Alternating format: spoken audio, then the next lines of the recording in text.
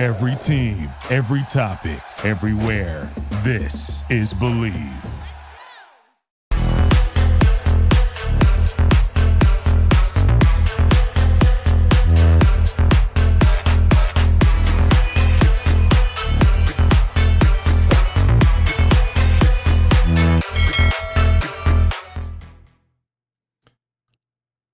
Hello again, everybody. This is the Coach Shannon Griffith coming to you here live tonight on a recruiting / college football playoff night. We're going to talk a little bit about the recruiting because as much as we love the college football playoff that Indiana has found themselves in, you cannot forget about the importance of recruiting, and at this point in time, it is the most chaotic time for coaches that are either in the college football playoffs or the bowls, because you've already had the early signing period. Now you've got the transfer portal and everything with that, and that, whenever that closes, it kind of ends that window. And if you've been paying attention, I think there is somewhere in the neighborhood of 1,400 players in the transfer portal at the Division I level.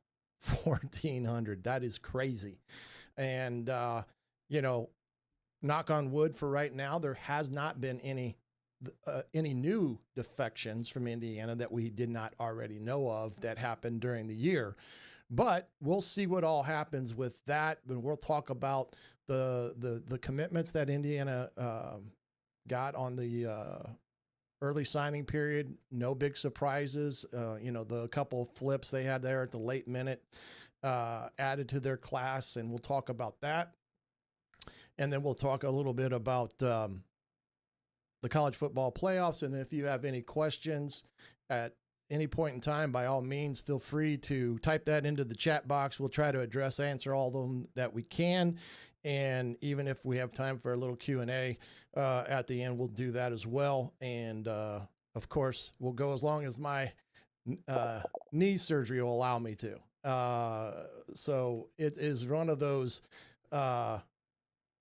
things where my new knee and the size of a balloon that my knee is right now kind of dictates what I do or don't do during the day. And it was good enough for me today to get up here and do this, and I'm appreciative of that. But let's take care of a couple things here real quick.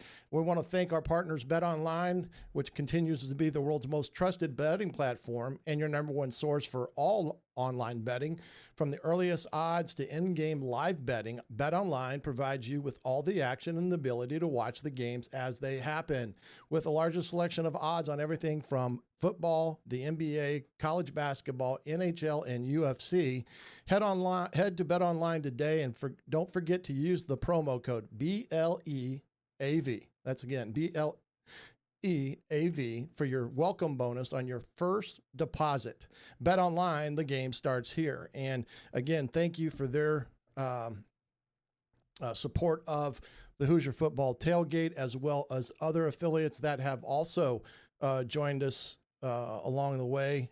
You can find all those on the link tree on my bio pages on X, Facebook, or Instagram, or head on over to the website HoosierTailgate.com, HoosierTailgate.com, and you can find those there as well under the shop category. And of course, we have our own little quote unquote clothing line there that you can go peruse through: t-shirts, pullovers, hats, whatever you want to look at. We got those as well. So appreciate it. And if any of you would happen to purchase anything from one of those stores using our codes, we do receive a little bit of a commission from those sales. I know that Fans Edge and Fanatics, we have a relationship with, and I know they've got a lot of good IU apparel. I haven't seen if they've done anything with the college football playoffs as of yet, but we shall see here shortly with that as it pertains to that. And Brian, well, we're going to talk about who may have that impact. There's probably at least two that I can think of, but we'll talk a little bit more as it pertains to that here in just a second. and really appreciate you guys' participation and wanting to throw questions up. Again, if you have the ability to do that in a chat box somewhere, by all means, please do that. YouTube, I think you can even do that on X now as well. And of course, Facebook is another avenue you can choose, but go ahead and throw those up in there and we'll get to them when we can with everything. Again, this has been a crazy kind of a week period for me with surgery, the Big Ten championship game, and then the college football playoff game selection show on Sunday. Did some things with Jim Coyle from the Indiana Sports Beat Radio on Selection Sunday, I guess you could say.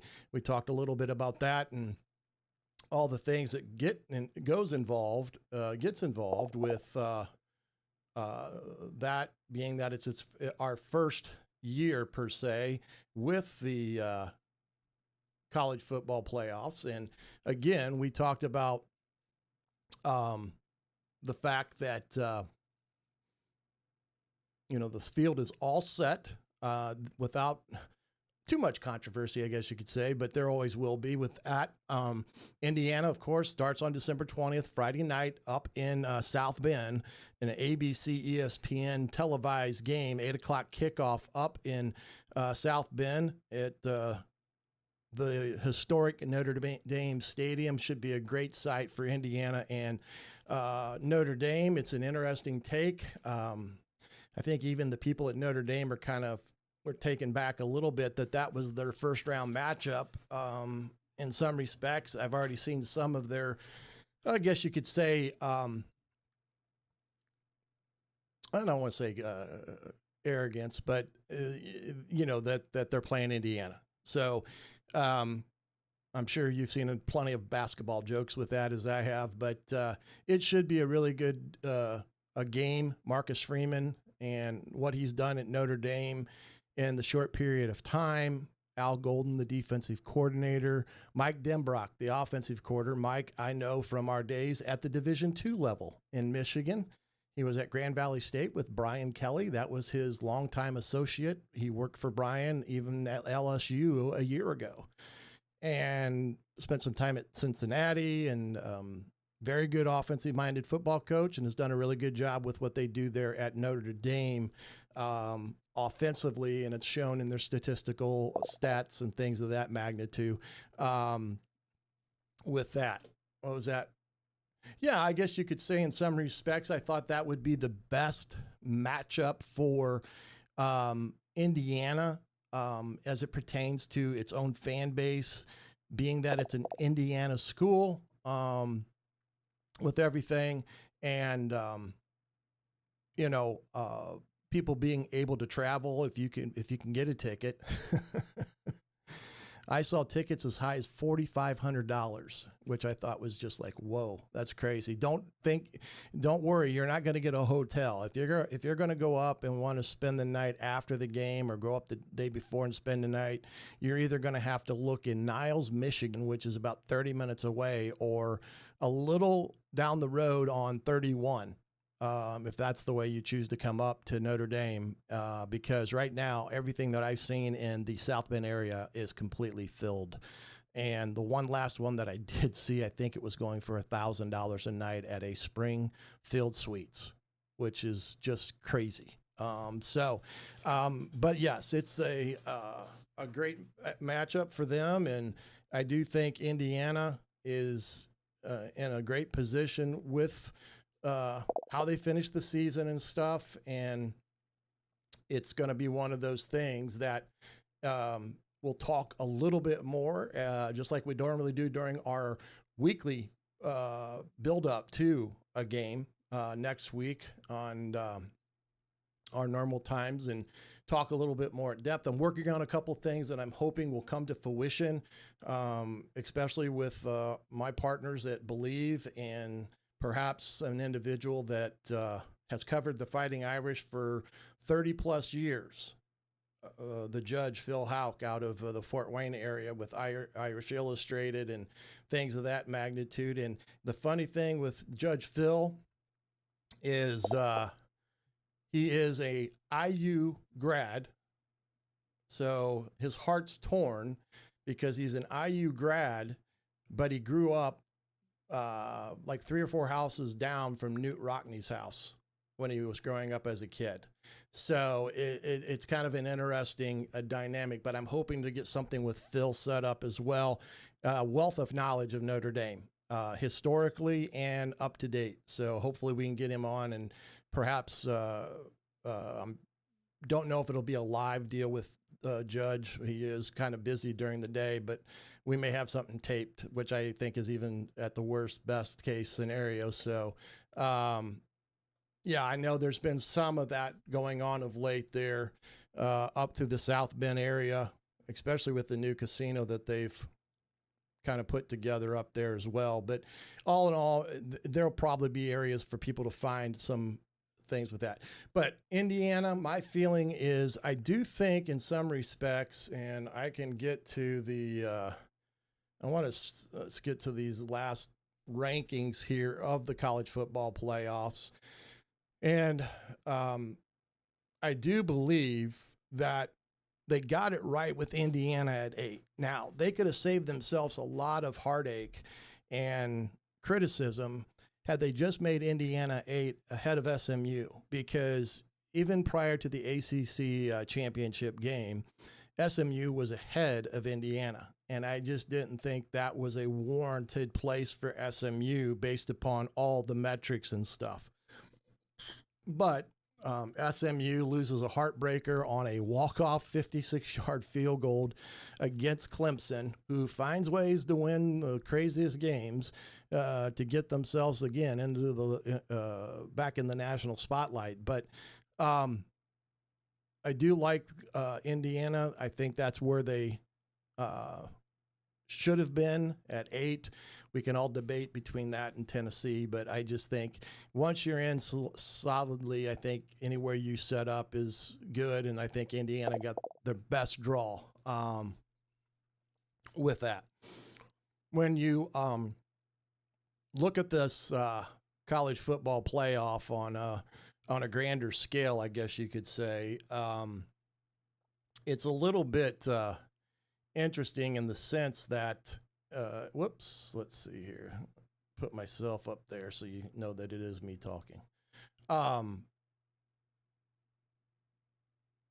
With all this aspect of things in Indiana and how they've got all this going, it's one of those things that Indiana, I do think, like I said earlier, is in the right spot. Now, there was a lot of discussion centered around mostly Boise, Arizona State, that they come in and they get a bye.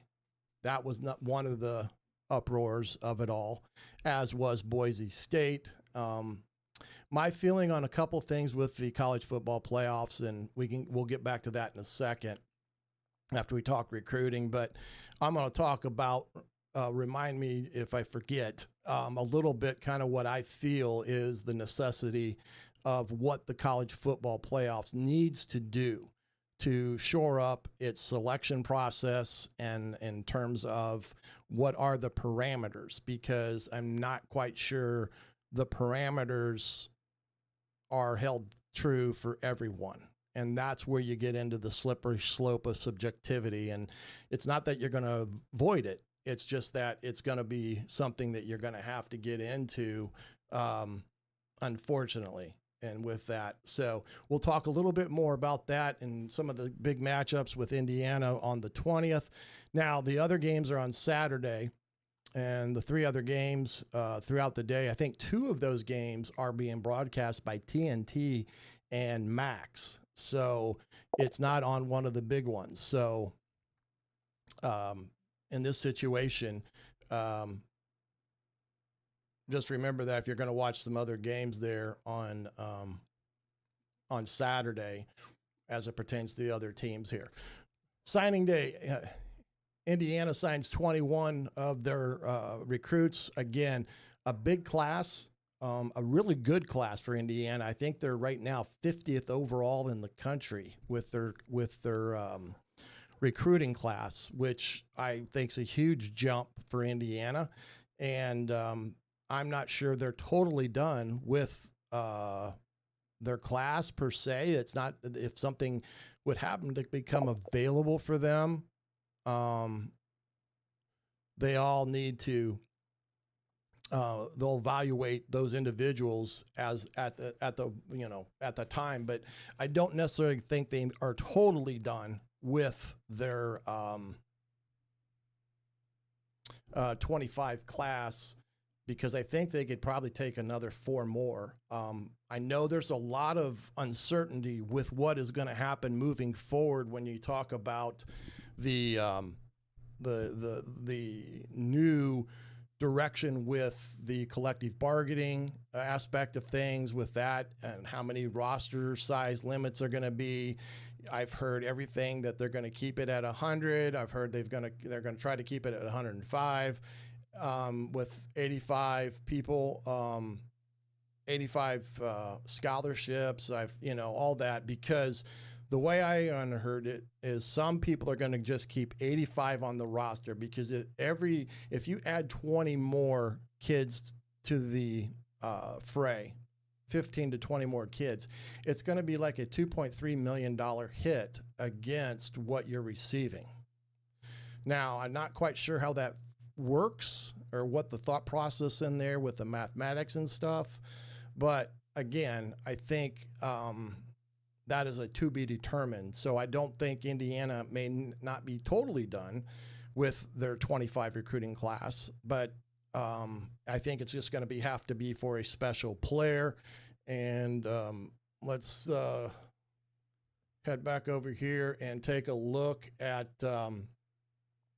some of these fellas that, let's see here. Yeah, right here's what I wanted for right now. But as you can see here, and hopefully this is legible, pulling up websites sometimes can be a little bit iffy and everything. But the Baldwin kid, again, that's the young man out of Maryland. He decommitted, then recommitted. True 4-star player.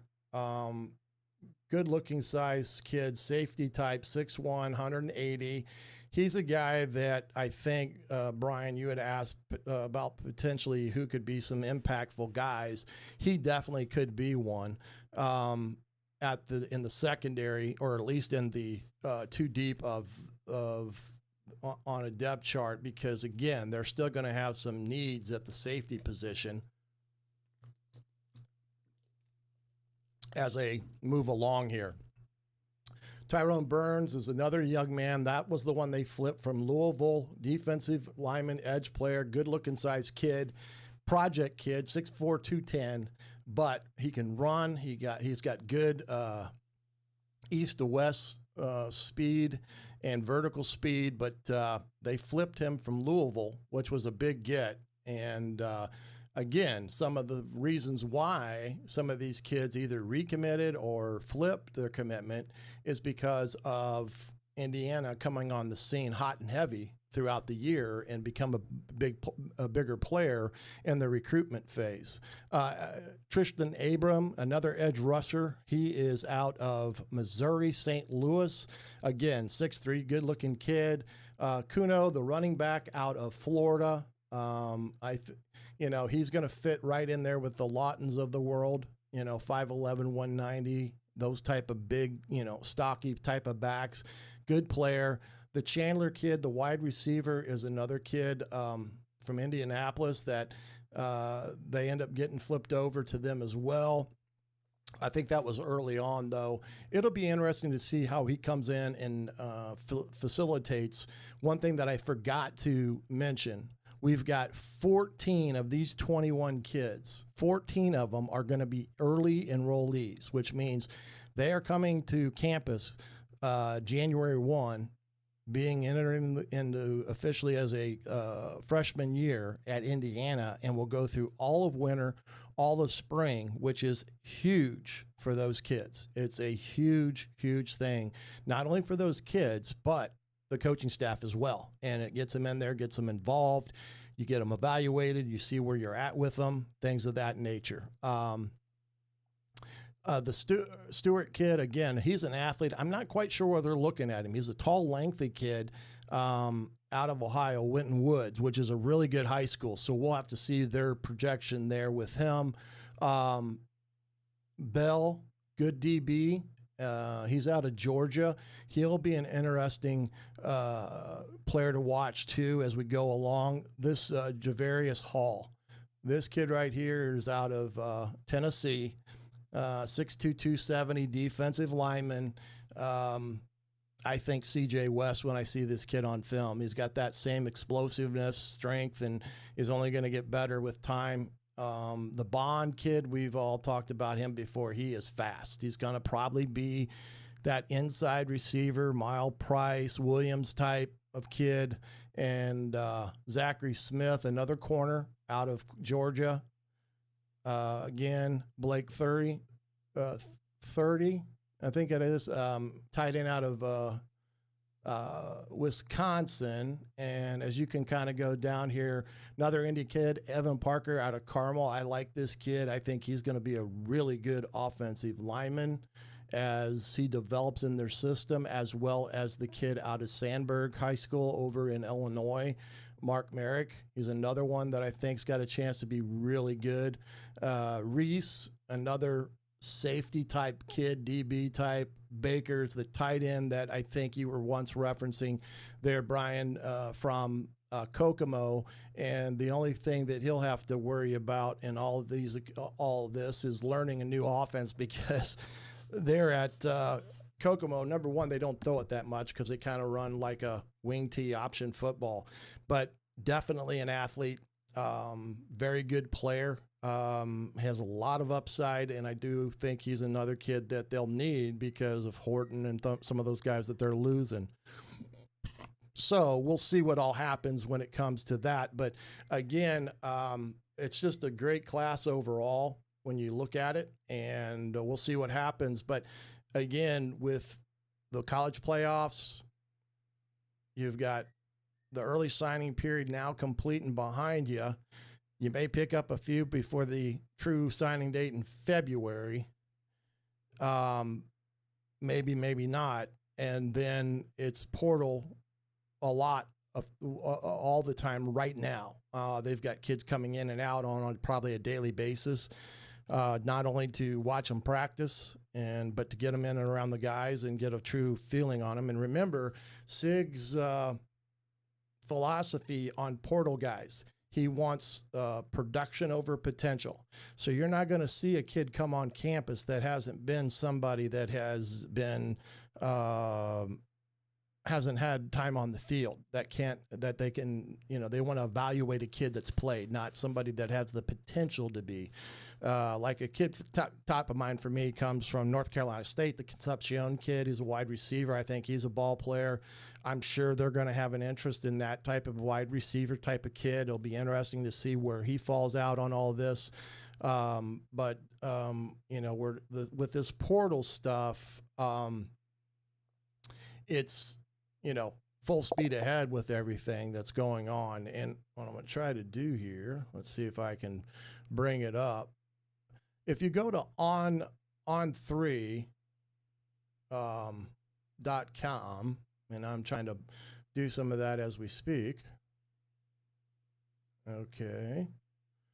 Let's see if I can do this.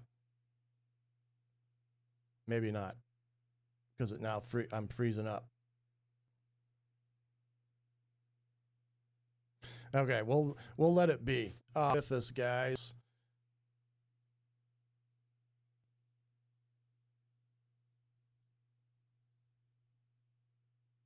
In the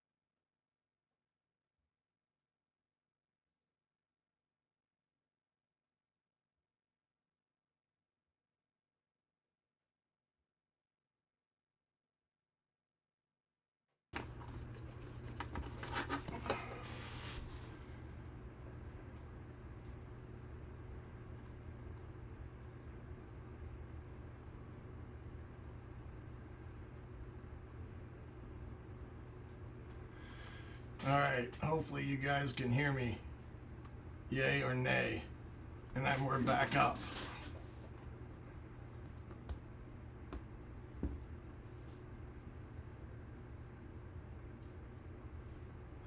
Crazy, crazy internet. That's all I can say. That is all I can say with this. It's a crazy, crazy internet.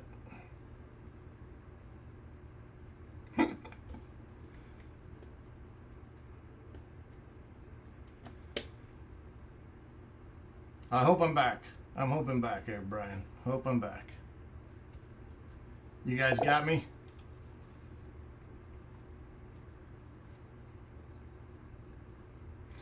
You can hear me, but the mic is low. Well, let's go up here and make sure we got.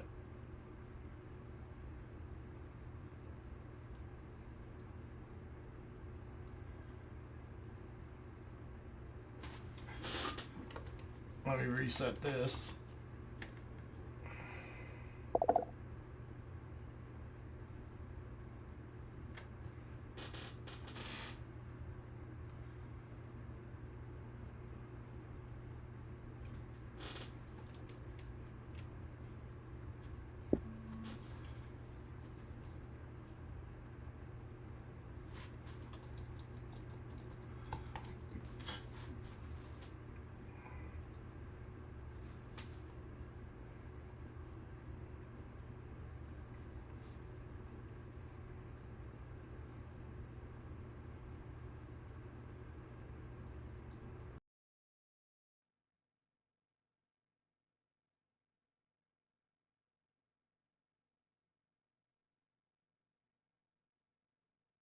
All right. How about that? Better? Better?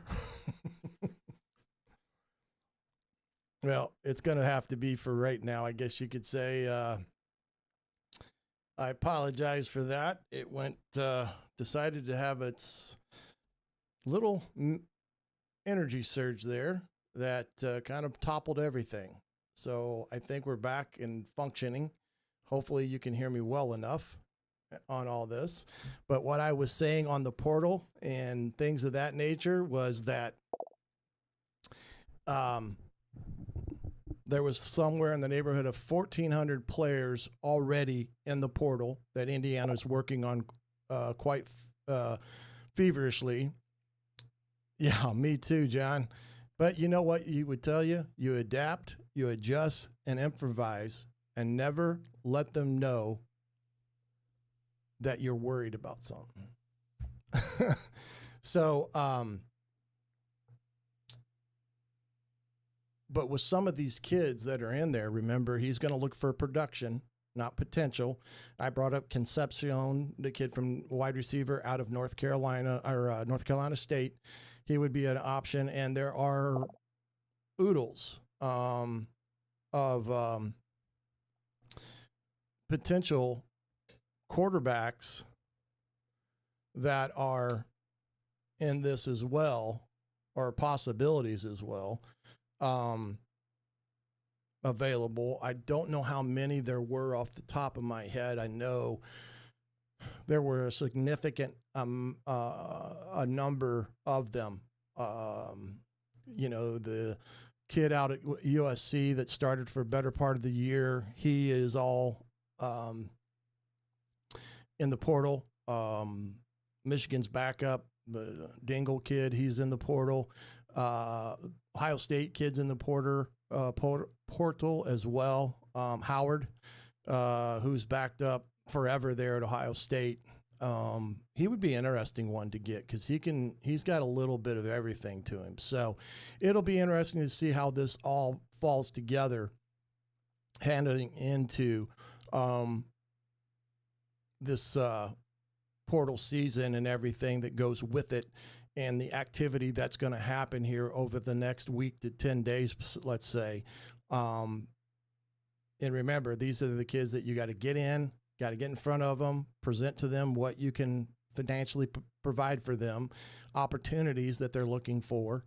And Indiana's going to need, wide receiver help. They're going to need tight end help. They're going to need a potential quarterback if one is there.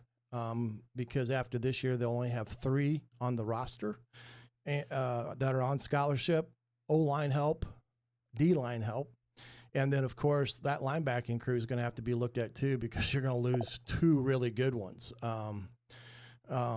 It's going to be an interesting dilemma with all that coming up in a short period of time. So it'll be a juggling act, to say the least, for the coaches, and on top of trying to get ready to play in these college football playoffs. And that's part of the good, part of the bad, I guess you could say. And then, of course, you get by round 1 of the playoffs, then you're heading into the traditional bowl season.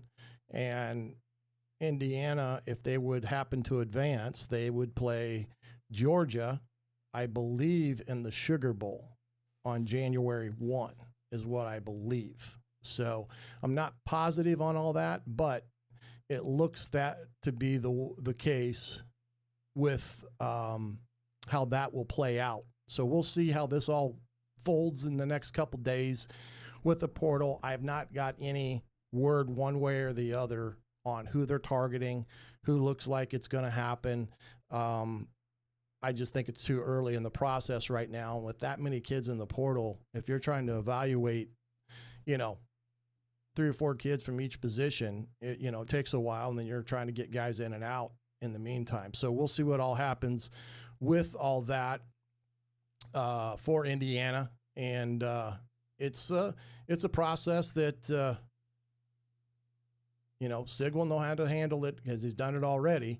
But it takes its time with everything. And I would like to see them definitely get a quarterback that can come in and be a competitive factor. I'm still high on Taven Jackson. Now this moment here about Tino leaving to UCLA to be the OC didn't help the matter. You can't fault him, because he's going to be a true offensive coordinator, no coach title anymore, and the play caller. Him and Shanahan have worked very well for the time that they've been together.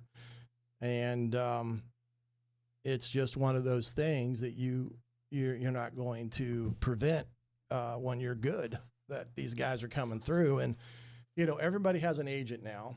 So even Sig would not even know something like this is occurring, because the agents keep that kind of on the down low until it's a done deal. And then the call is made and saying, pack your bags, you're going to UCLA, essentially. I'm sure they're made aware of it right before that becomes a true fact. But most of the time, these guys are not even aware there's someone there for their service. So it's going to be, now the great thing is that all the other assistants are down under a new contract, and their raises have all been upped. So outside of Tino, everyone is expected to be back for next season. And I think that's a great thing. They'll find a really good replacement. This job will be very coveted. The quarterback job for Indiana will be. Remember, Sig's the former quarterback coach. So whether he hires a true quarterback coach, or maybe he moves Shanahan to the quarterback position and, hires a wide receiver coach, you just don't know what his thoughts and how he's going to structure this moving forward. But we will, we'll see with that as we come to when that becomes an official thing, which will be after the college football playoffs. And after that is all taken care of is when Tino will make his move out west, and he's expecting a new baby, I guess, too, as well as I thought I saw. And kind of going to be an interesting year for the Tino family because of everything that's going on. Moving to LA is not easy, number one. Number two, you're going to have a child. And number three, you're the offensive coordinator for the UCLA Bruins. So I know they flipped a quarterback, 4-star kid out there, I guess. So it's already paying dividends for UCLA in that regard. All right, back to the college football playoffs. And I had a question asked of me I think it was earlier this week. I think it was Twitter, I believe, but asking me what does their, kind of what their practice may look like up to the Friday night game. And there are some adjustments because I'm sure that they were planning, as Sig was probably planning this to be a Saturday game, that now it's a Friday game. They have to move everything up. So I would assume yesterday they got everybody back on campus and got everybody refreshed and treated it as a, kind of a traditional Sunday where they got them out moving around, and they'll do some of good on good work this week where they're just focusing in on themselves and start introducing Notre Dame in segments. But when you head into game week now, the thing that's different is really now your Sunday becomes a Monday, Monday is a Tuesday, and so forth and so on, because you have to move everything up a day with the game on Friday. So they'll get into Notre Dame pretty hot and heavy heading into this weekend, and then really start focusing in on a game plan as well when they hit Sunday and get things formulated for that. Have not seen any extended forecasts for anywhere, so I'm not aware of what may or may not happen here in a couple weeks, but being that it's South Bend and being that it sits the way it does off the Lake Michigan there's a high probability that there'll maybe be some lake effect snow in the area, depending on that time of year, and it's probably going to be a little chilly. But again, both these teams, being that they've played in this environment, will handle it well. When we get into the actual game plan types and things of that nature, for Indiana versus Notre Dame. I've watched some of their tape. They use Riley Leonard in a true quarterback run type of offense. He's rushed for almost 800 yards. And again, he's a good throwing quarterback, but they've used him more elusively in the quarterback run game. That has really helped their run game all year because of the stress that puts on a defense. So that is one thing Indiana will have to focus in on the next couple of weeks, is making sure that they are accounting for Riley Leonard in the run game and not leaving him unaccounted for, because that's when you do your blitz stuff and you've got everyone accounted for, but the quarterback becomes a +1. And next thing you know, he's running down the center of the field because nobody has him for a touchdown because they ran quarterback power. So that's going to be their deal there as a defense when it comes to defending Notre Dame, is just that component. And they do a lot of things in the passing game with moving him and changing the different launch points. So some sprint out in situations where they do the traditional true sprint out, block all of them and let the quarterback sprint right or sprint left. And then they also do their quick game. And then, they're a play action team off the run game. So it's a very good offense. I told you Mike Denbrock, I've known him since our D2 days. He's a very good offensive coach. He puts these players in positions to make plays, and he doesn't expect anything out of them that is beyond their capabilities. So I think he has made a huge impact. Now, when you talk Al Golden, guys, and what he does for a defense is he has Notre Dame playing a similar style of defense, very physical football team, up in your face, going to challenge you. And you're going to see some of that again. Probably a little bit of what Ohio State did and what Michigan did to Indiana. They're going to have to be prepared for and find ways and how they're going to not let them take them out of things that they want to do. And so that will be the dynamic of how does Indiana present what they like to do out of different formations, but window dress it. So it's giving a false flag to the defense and getting them into something that they want to run a particular play into. So that will be the challenge against Indiana and Notre Dame on both sides of the ball for both teams, because they're very similar on a lot of things. They're close in a lot of statistical categories. So in some respects, it's like Indiana's looking at themselves through the mirror in some of the situations when you think about these two teams. So evenly matched, both coaches are very good at what they do, very sound. I think what Coach Freeman's done at Notre Dame has been pretty awesome to see, from the standpoint, here's a guy that was a coordinator, young guy, that all of a sudden he is catapulted into being the head coach at Notre Dame when Kelly leaves for LSU, and it was totally unexpected, and he's taken the ball and ran with it pretty well. So it's going to be a great game. Now, we'll get into some of that next week in terms of what I think Indiana's going to have to do against this Notre Dame team, offensively, defensively. Special teams will always figure its way in these type of games as far as in turnover margin, as we always talk about. We'll talk a little bit more about that next week. Like I said, I'm trying to work out a few things to bring into the fray some Notre Dame flavor, some people that have their expertise on Notre Dame. And we'll see what all happens, and I'll keep you fully abreast on when, where, on X and Facebook and Instagram, wherever you follow. Again, if you can do me a great big favor, if you on YouTube hit the like, make a comment here and there like we've been doing throughout the year, and any type of shares you can do, it greatly helps our show on YouTube.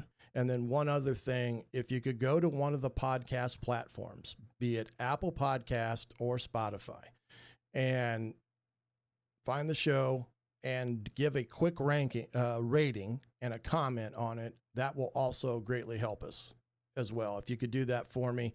On the rating stuff, it takes maybe 10 seconds or so. And so we'll see what all happens in that regard when next week. Before we go here, I don't know if there's any other questions you guys want to throw out. I know that we had a little hiccup. We had to adapt, adjust, and improvise there in the midst of everything. But I didn't know if there was any questions that guys still had, and I haven't seen anything scroll along here over the last few minutes. So I just wanted to make sure I wasn't missing anything before we say goodnight, and I get to go ice my knee for a little bit. Before time to go night-night, as the knee is still swelling up on me. But let me know if you got any questions. If not, we'll call it an evening and let you guys go on with your evening at home with family and friends as we're in that holiday season of December. And appreciate again what you guys do each and every week as pertains to giving some of your time to come in here and talk a little bit of Indiana football and the miraculous year that they've had firmly in the college football playoffs. Until the next time we meet, I'm the coach, Shannon Griffith. This has been the Hoosier Football Tailgate right here on Believe.